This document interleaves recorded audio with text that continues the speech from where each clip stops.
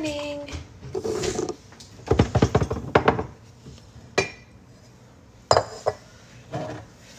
How's everyone doing?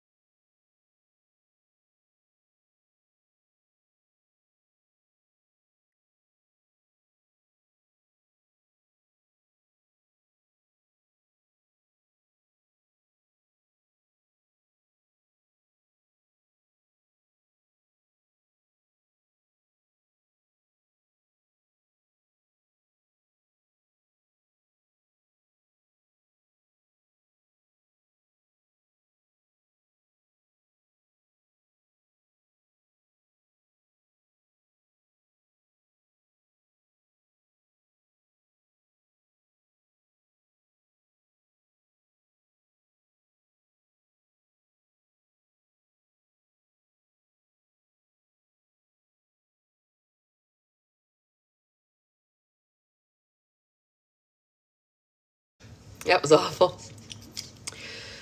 Yeah. Yeah, it's pretty bad. Like, look how dark it is, you guys. It's never this dark at, like, it's 8:30 in the morning, right? Listen, you guys know I'm a weirdo. You have to expect stuff like that at this point. If you don't think that that's what's going to happen, my coffee's spilling. I don't know what you think is going on. Look at this. I don't fit in my clothes anymore. Isn't that sad? Anyway, sorry you had to see that.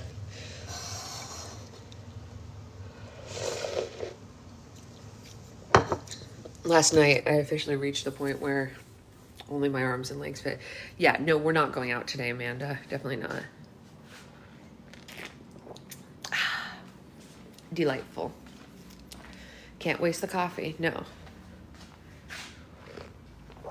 Yeah, everyone has seen worse on here. That's the truth. Isn't that weird? Okay. Ugh. Ugh. My legs stopped fitting because I started swelling. That's how you know, obviously, you knew you had preeclampsia. No coffee left behind. My legs and my arms fit in things still, but not my middle section.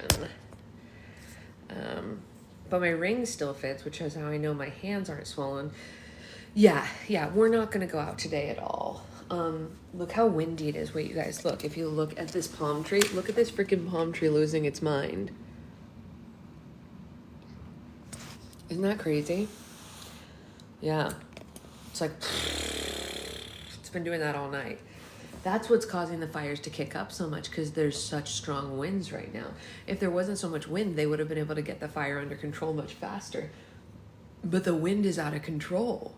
It's like gusty. We were out there yesterday because we had a doctor's appointment. It might snow in Georgia. Guys, it's the apocalypse. It's the apocalypse. I think we're going down. We're all going down. It's the end. The end times are here. The end is nigh, my friends. Weird. Yeah, the wind is insane, Nagisa. We heard it yesterday. Is there an intense ocean storm blowing? We're assuming so. Yeah. Yeah. Weird all around. It's all strange. My in-laws are in Florida, and I heard it's like 35 degrees there today. Like, what even is that? In Florida? Who does that? Things are weird right now, friends. Things are weird. So, we're gonna read some Princess Diaries. Yeah. And meanwhile, places like Minnesota, where you'd expect the snow, it's not. Yeah. Weird, right? Super weird. All right. So for those keeping track, we are at 53% on this book.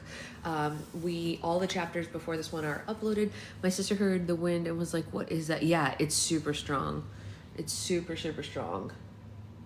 And there's no light. It's so wild. We're brown grass in Minnesota. That is sad. Yeah. It's weird. Super weird. Pacific Northwest is dark and rainy, so not too crazy. That's totally normal for you guys, though. Yeah, dark and rainy in the Pacific Northwest is like par for the course.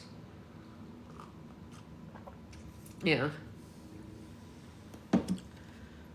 Is it weird that I both love and dislove how fast we're getting through this book? I know, but the good news is, Sloth, I already have the next one on deck, so it's not like it's gonna stop, right? You know what I mean? That's the one good thing about it going fast, is like, it's okay because we have the next one, and like, unlike the movies, there's no gap. Like, she just starts right away with the next book. Like, they continue on with the story, just like, that is correct, Liz. Yeah, that's probably very correct. And there's no reason for it. Yeah, so that is it, yes, and there's 11 books in the series. So like it's kind of like Land of Stories, where we knew we had a long time with these characters. Land of Stories had no, I saw it, Liz. Land of Stories is different, of course, but kind of not at the same time. Like, it's still nice to stay in a world with the same characters for a little while. I don't know, it feels very warm and fuzzy. I miss Land of Stories, you guys. Who else misses Land of Stories? Is it just me? Does anyone else think about it almost daily? And does anyone else like think about how they're gonna like go through it with their children when their kids are old enough? Like most of us, our children are either still internal or not old enough to read Land of Stories yet. But like I have it on my list of things to do with Secret Baby when she is old enough. Like it will be a bedtime story for us. You know what I mean? Like we'll read a chapter every night because like it's too good not to introduce her to. For most of my life, I thought that about the HP books, and then, you know, stuff happened. I was so glad to find something warm and comforting that I could replace that with in my things to do and not feel bad about it, you know? Land of Stories was that for me. And I was like, yes, we're going to do this when she's like 7 years old. We're going to start this. We're going to read it together. We're going to have a great time. Yeah. I need to get my first grade in chapter books. Yeah. And then you'll be able, but even if you guys read it together, a first grader could definitely understand it, I think, if you read it with them. Me too, Naisa. Me too. Every day. We're going to read bedtime stories. We're going to have a great time. She's also going to come to book club when she's an infant. Like, I'm just going to strap her to me. So she'll be read to all the time. I'm doing that on purpose because it helps with brain development and processing. Okay, so let's get going. We are later on Monday, French class. So even if Lily and I weren't in a fight, I wouldn't be able to sit with her at lunch today. She's become the queen of célébrer, and all these people were like all clustered around where she and I and Shamika and Ling Su normally eat our dumplings from Big Juan. Well, Boris Pulowski was sitting where I usually sit. Lily must be in heaven. She always wanted to be worshipped by a musical genius. So I was standing there like a total idiot with my stupid tray of stupid salad, which was the only vegetarian entree today since they ran out of cans of Sterno for the beans and grain bar. And I was like, who am I going to sit by? There are only 10 tables in our cafe and we have rotating lunch shifts. There's the table where I sit with Lily, and then there's the jock table, and then there's the cheerleader table, and then there's the rich kid table, and then there's the hip hop table, and then there's the druggy table, and then there's the drama freak table, and then there's the National Honor Society table, and the foreign exchange student table, and the table where Tina Hakim Baba sits every day with her bodyguard. I couldn't sit with the jocks or the cheerleaders because I'm not either of those. I can't sit with the rich kids at their table because I don't have a cell phone or a broker. I'm not into hip hop or drugs, and I didn't get a part in the latest play. And with my F in algebra, my chances of getting into the National Honor Society are like nil. So I can't understand anything the foreign exchange students say, and there are no French ones. I looked at Tina Hakim Baba. She had a salad in front of her, just like me, only Tina eats the salad because she has a weight problem, not because she's a vegetarian. She was reading a romance novel. It had a photograph on the front of a teenage boy with his arms around a teenage girl, and the teenage girl had long blonde hair and pretty big breasts for someone with such thin thighs, and she looked exactly the way I know my grandmother wants me to look. And I walked over and I put my tray down in front of Tina Hakim Baba's, and I said, "Can I sit here?" Tina looked up from her book, and she had an expression of total shock on her face. She looked at me, and then she looked at her bodyguard. He was a tall, dark-skinned man in a black suit, and he had on sunglasses even though we were inside. I think Lars probably could have taken him if it had come down to a fight between the two of them. But when Tina looked at her bodyguard and he looked at me, at least, I think he looked at me, it was hard to tell with those sunglasses on, but he just nodded. Tina smiled really big at me and said, "Please," laying her book down, "sit with me." I sat down. I felt kind of bad seeing Tina smile like that, like maybe I should have asked to sit down with her before. But I used to think that she was such a freak because she rode to school in a limo and had a bodyguard. Well, I don't think she's much of a freak now. Tina and I ate our salads and talked about how much school food sucks. And she told me about her diet. Her mom put her on her diet. She wants to lose 20 pounds by the cultural diversity dance, but cultural diversity dance is this Saturday, so I don't really know if that's going to work out for her. I asked Tina if she has a date for the cultural diversity dance or something, and she got all giggly and said yes, she did. She's going with a guy from Trinity, which is another one of the private schools here in Manhattan. Yeah, the guy's name is Dave Farouk El Abar. Hello, it isn't even fair. Tina Hakim Baba, whose father doesn't allow her to walk 2 blocks to school, has already been asked out by somebody. Well, she's got breasts, so I guess I know why. Tina's pretty nice though. When she got up to go to Jet in line to get another soda, the bodyguard went with her. God, if Lars ever started shadowing me like that, I would end myself. I read the back of her book while she was gone. The book was called I Think My Name is Amanda, and it's about this girl who woke up from a coma and could not remember who she was. This really cute boy comes and visits her in the hospital and tells her that her name is Amanda and that he is her boyfriend. Well, she spends the rest of the book trying to figure out whether or not he's lying. You okay, babe?